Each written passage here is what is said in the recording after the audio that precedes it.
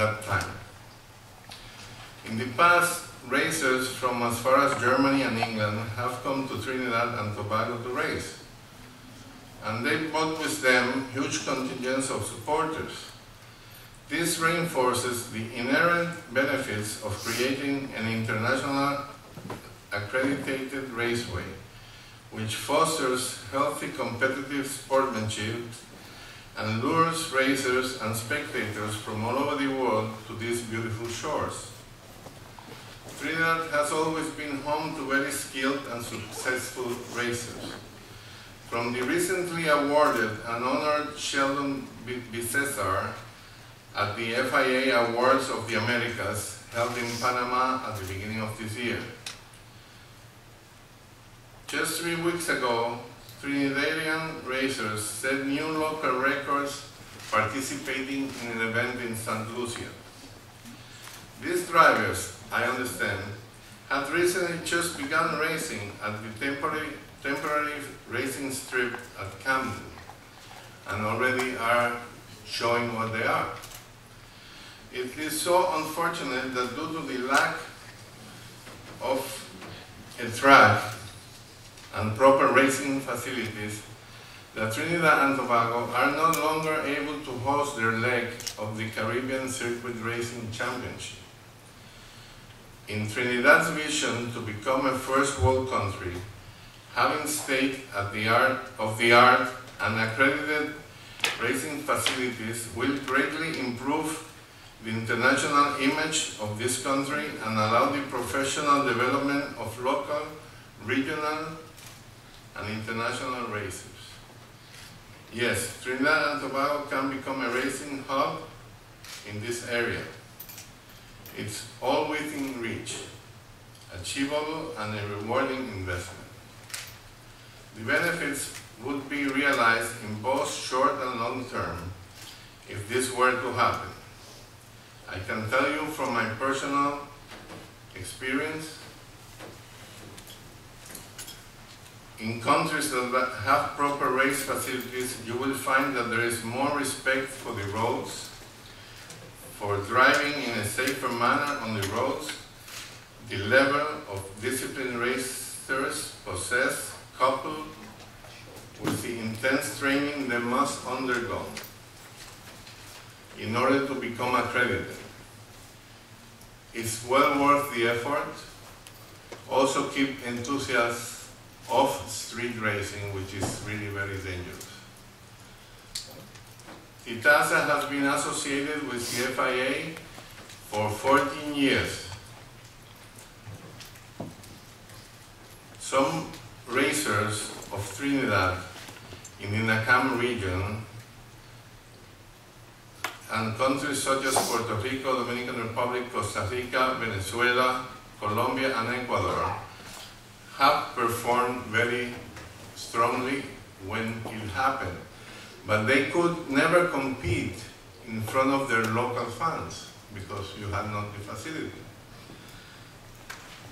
I would strongly encourage the development of a motorsport facility here in Trinidad, and on behalf of the FIA and NACAM, pledge support to this endeavor by offering the following free training of the personnel and safety issues.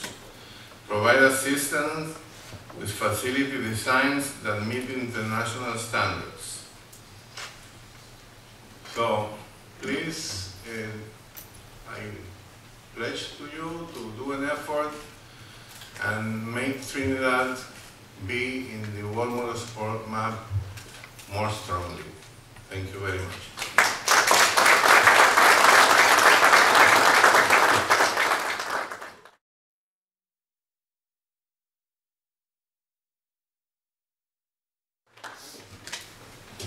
Ministers, ladies and gentlemen, Yolanda, thank you very much. I'm going to be speaking for the next 3 days, so this is going to be a very, very short introduction, otherwise I won't have a voice. I feel really privileged and very, very lucky to be here. It's my first time to this country. I'm hoping to enjoy some of the, at the end of the 3 days, some of the great opportunities and tourism opportunities that are available in this country. I'm lucky enough to travel the world doing something that I enjoy, but also something that I feel very passionately about.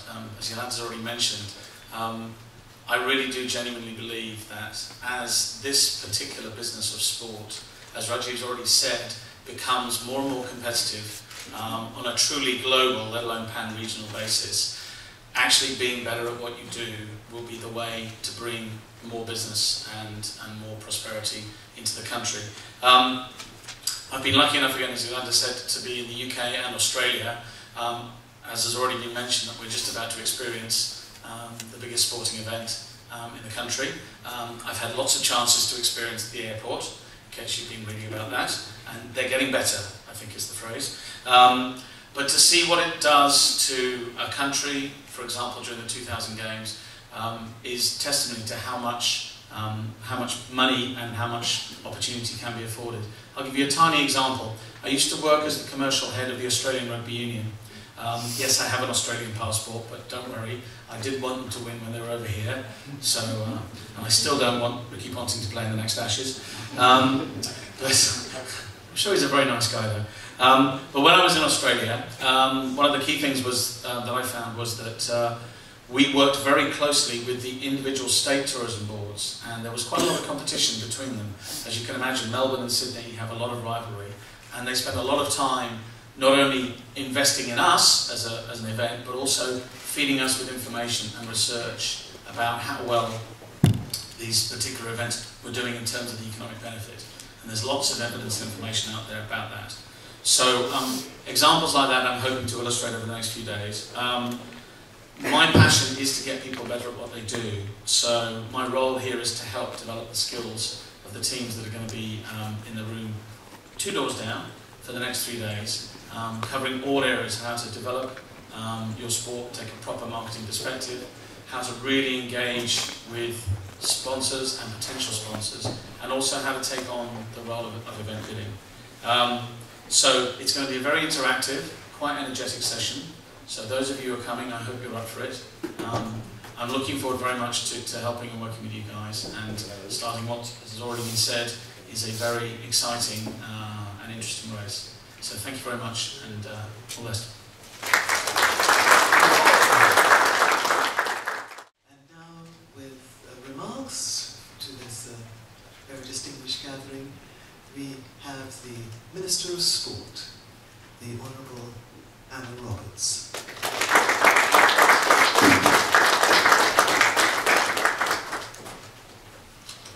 Thank you, Madam Chairperson.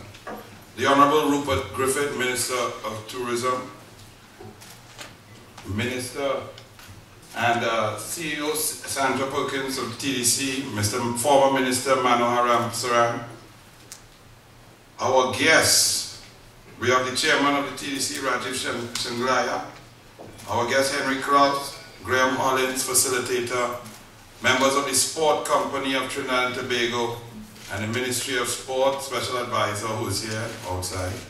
Members of the media, ladies and gentlemen, good morning. First of all, let me apologize for being 14 minutes and 35 seconds late. I deserve disciplinary action for that, and that alone, being late, is not acceptable. So I shall write my leader and apologize. But what we could have used is the FIA with some traffic management on Wrights Road, because I took 21 minutes and 35 seconds, which put me late to move from NFM to here. So we'll ask Minister Warner to see what he could do with that situation. But I am indeed proud to stand here as we move forward within the realm of sport tourism. Now, you can get excited, but if you get too excited and you rush into something, you will not do it properly. Yes, sport tourism is a multi-billion-dollar industry. Whether it's auto sport, whether it's sport fishing, whether it is training facilities, sports science, competition, hosting, and so on. But if you just believe that because you have a facility, you put on a sporting event, and you're going to make money and bring revenue to your country, then you have a long, hard time losing a lot of money before you truly understand that you have to do your studies, understand your market, create your niche market, and spend your money wisely. Just ask Montreal, that's still in debt from the 1976 Olympics. Just ask South Africa, who just hosted a World Cup, has a massive stadium with 500 people watching it as if it's a pro league match. So we have to be very careful. Sport tourism, Trinidad is ideally placed in between South America, Central markets of North America and Europe because of the gateway. Hopefully we get back the London spots, and we seem to be getting them back, Minister. So we are open for business, but we cannot run wildly. While I am the first one to endorse an auto sport facility, it's a multi-billion-dollar investment, whether public sector or private sector. And the delay, while many will blame governments and so on, is mostly because of us. We tend to fight over small things. And in order to move forward and to sell Trinidad and Tobago, we must all come together so that we can utilize a facility to its maximum and not say that one sport is better, MotoGP is better than drag racing, and circuit is better than karting, and we don't want to do rallying. We have to put all of that aside because it has delayed the process tremendously, and it will continue to do so. And I'm telling you that with empirical evidence. The cycling velodrome begins this week, over $400 million. The aquatic center begins this week. The National Tennis Center begins this week. 9 regional centers, which will be netball, 25-meter swimming pool, indoor court, hard court, homework center, cricket, begin in the next 5 weeks. 90 recreational grounds, 40 have begun already, 50 to begin in 3 weeks. If you notice, I'm not hearing auto sport facility as yet, because we have not gotten together. We have not decided that we will all work together to make this facility a success. But just ask Bahrain, fantastic facility, 1.2 billion US, hotel right above the track. 2 little protests, wasn't very successful, the Grand Prix event, not giving the returns that were necessary. The tourists not coming in to see the race, the sponsors pulling their money because in fighting political situation instability. So not because you build it, they will come. That was just a movie. Just ask the people who built Taruba. Anybody come yet? Nobody come. $1.1 billion. That could have been your whole auto sport industry. So this conference is very important. And I'm glad to hear that Mr. Hollins said he's holding back for now. And then he's really going to get into the nitty-gritty of sport tourism, because we need to learn and listen, because we feel we know it all. Yes, we have Sheldon Bissessa. Yes, he's waiting for his elite funding. Yeah, because we have to wait, because we have Olympians going out, and not everybody is getting money one time. But if we don't understand these things, then we cannot sell ourselves to the world. Most importantly, why is sports tourism so important? Because you don't have to spend the initial capital investment to get attention. What you do is create an avenue for elite athletes like Sheldon Bissessa to break world record, to go down a quarter mile in 5.49, put a Trinidad and Tobago flag, and let them know where he lives. People will then Google. They will start to get interested. They increase their mind share, and when they make a choice, they will come to Trinidad and Tobago. It's not just about hosting events. We host many events. The NTAs came to me and wanted to host NACA cross country. I said, but did you all host it last year and became 34th out of 43? You don't host something and get licks. You host things to win medals, to get your country's name out there so that billions of people see you, and then they want to come and see your country. So if your athletes are not good, if your driver's not good, if your car's not good, where your host still going? It will not benefit. We have a lot of work to do. We cannot even get cars in here because the Ministry of Finance want to keep people cars and feel there's a foreign use engine coming in, and you have to take 2 months to get your car checked in, your boat. All of these things have to be done. And everybody has to get together. So we have no time to fight. If you want to fight, we'll have other sports that will move forward. So my message today is, this is fantastic. The Ministry of Tourism, Ministry of Sports World Company, we're not fighting.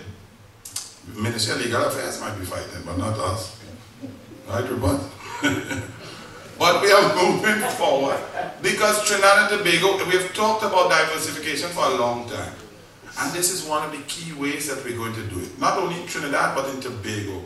With a world-class marina, with sport fishing. This is where we have to go. But, as Mr. Hollins said, when you invest, you have to expect a return. In order to do that, our intellectual capital combined must be put together to sell Trinidad and Tobago. We cannot play cricket in the Champions League.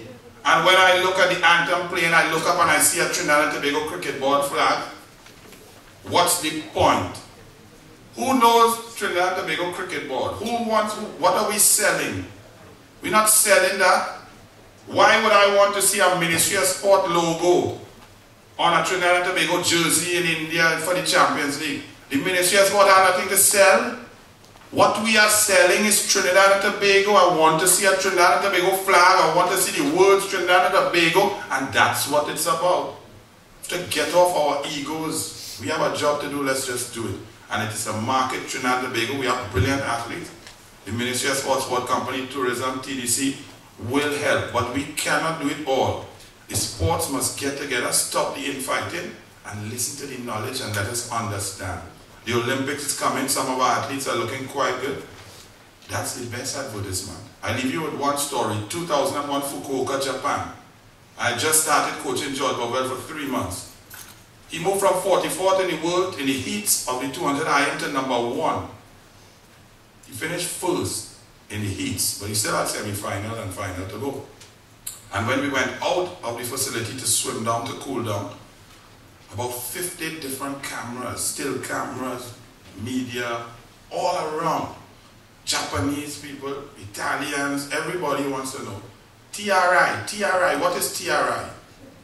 I said Trinidad and Tobago, Caribbean, blank, nobody know what I'm talking about. I said Steel Band, Calypso, not a clue. I said Atobolan, and all the Japanese, Atobolan, Trinidad, and they know what I was talking about. You can't put a price on that.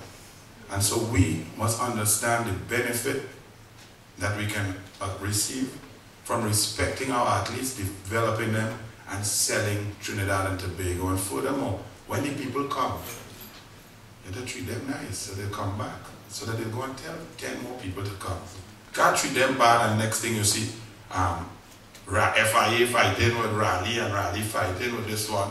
Where are we going? So from this conference, let's put all of that aside and let's move forward so that the RFP, which it has been prepared by the sport company and which I have held back for a public sector, private sector partnership, the 65 acres at Waterloo, to build a world-class facility. As soon as I see that everybody's on the same page and would like it, the RFP will be printed in the newspapers. And the private sector will be invited to partner with the government giving the land to produce the facility. Until that time, swim, cycle, football, cricket, anything else. So may God bless. I hope you all have gotten the message, because we would like to move forward and diversify our economy and create jobs and sustainable employment for our people in the sport industry through sport tourism. Thank you very much. God bless.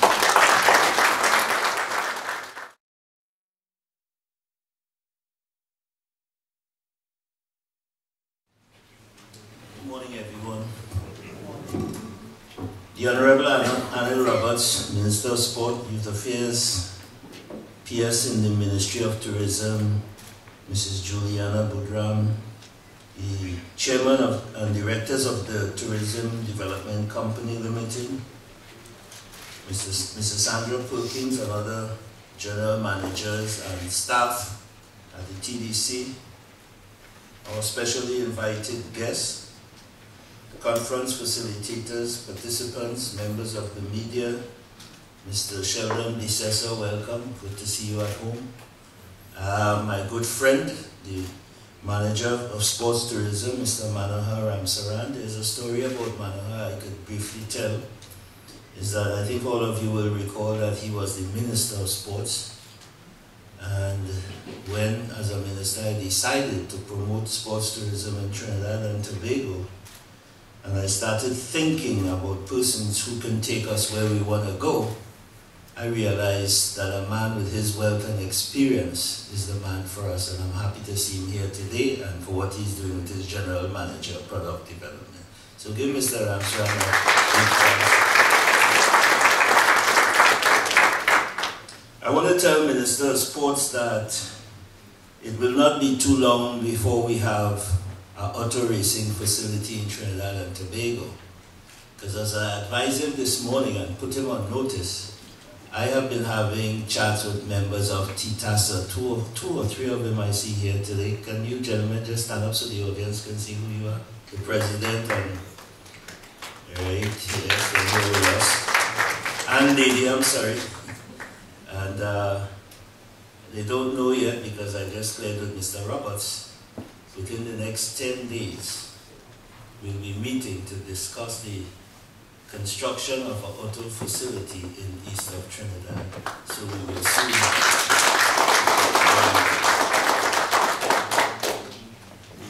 I do not think there is a better place to be or better company to be in with this gathering here today and this morning. Occasions as important as this one are not possible without a lot of work being done by many different people.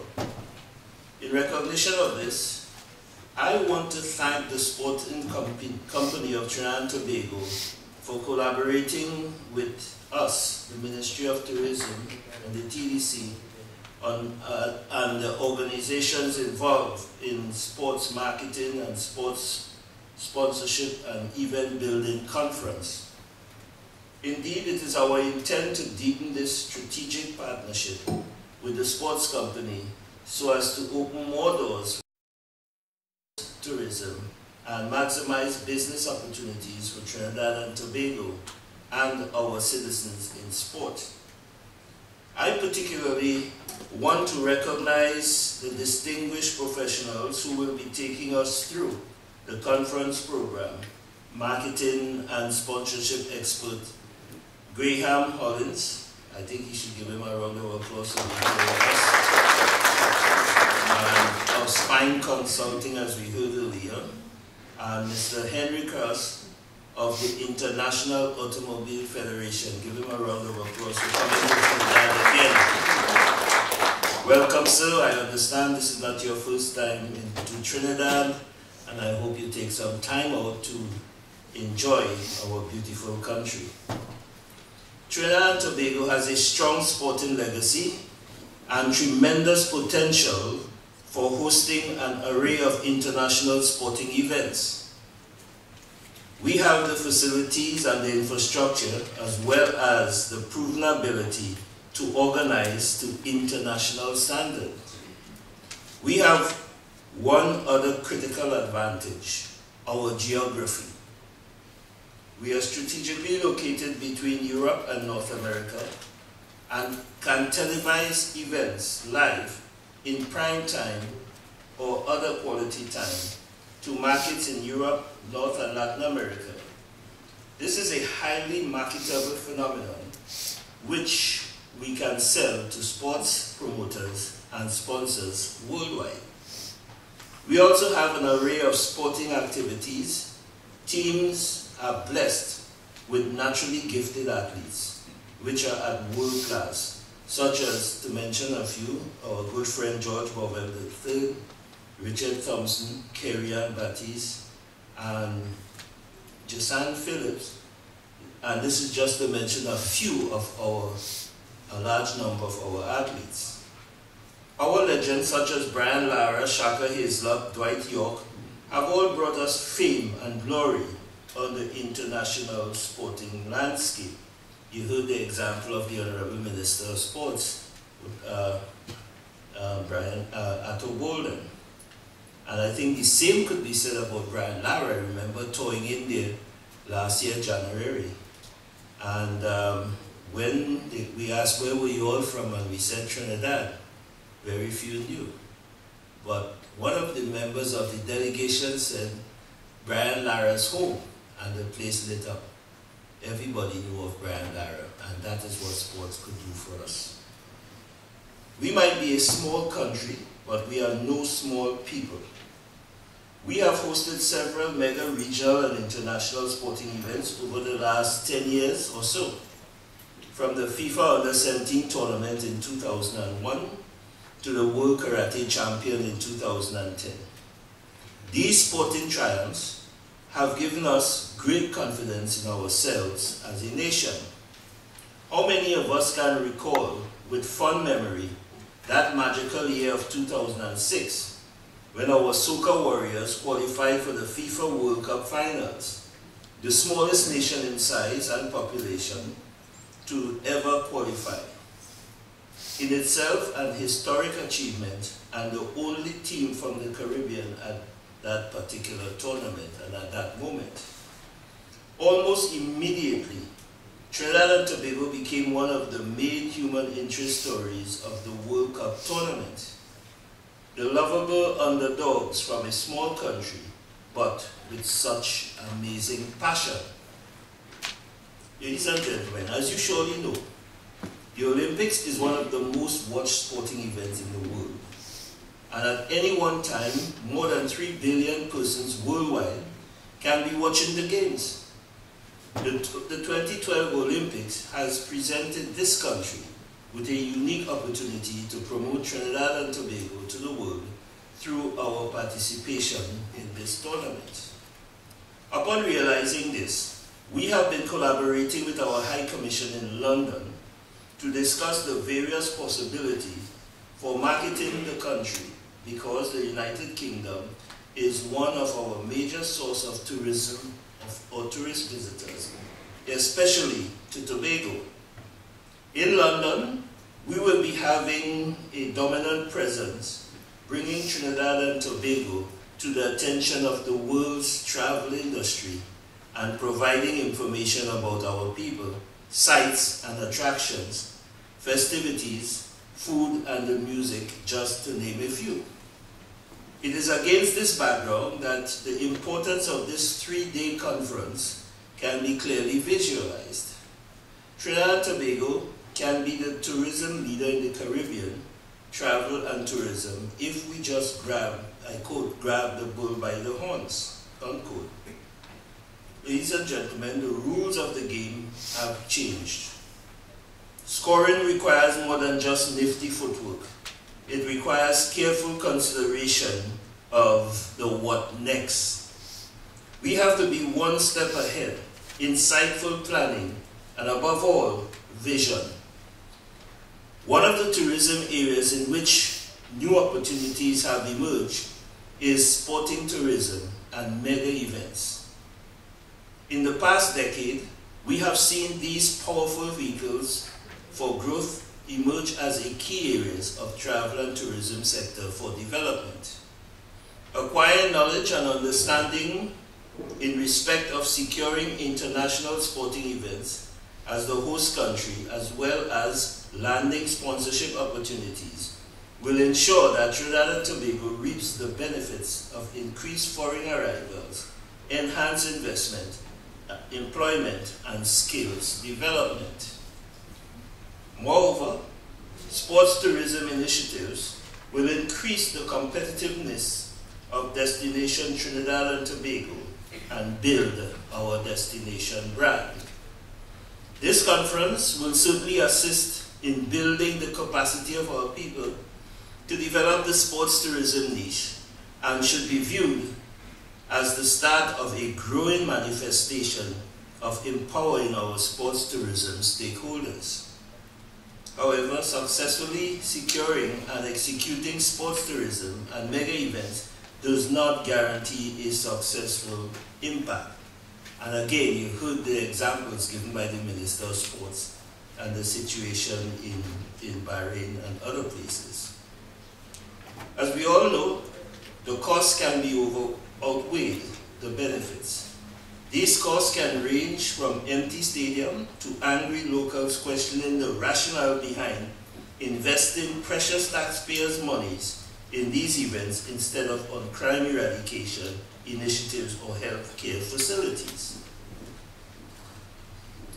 There will be a series of special events, and we have attached a diaspora theme to existing festivals such as our International Culinary Festival and competition, which will be held later this year.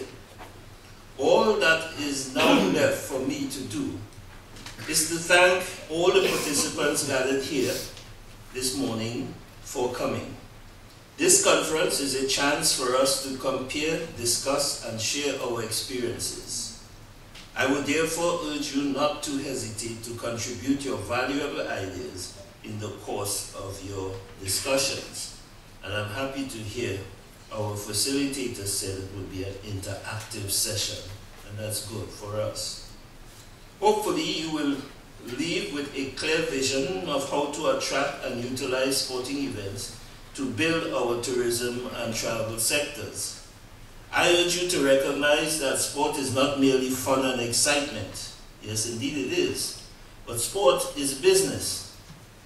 It can assist in lifting the spirits of people and the gross development national product of the nation. Ladies and gentlemen, the business of sport is a reality which we should all now accept and exploit to the fullest. I wish you a fruitful and constructive discussion for the future development of sports tourism niche in Trinidad and Tobago. I thank you, and may God continue to bless us all and to bless our nation of Trinidad and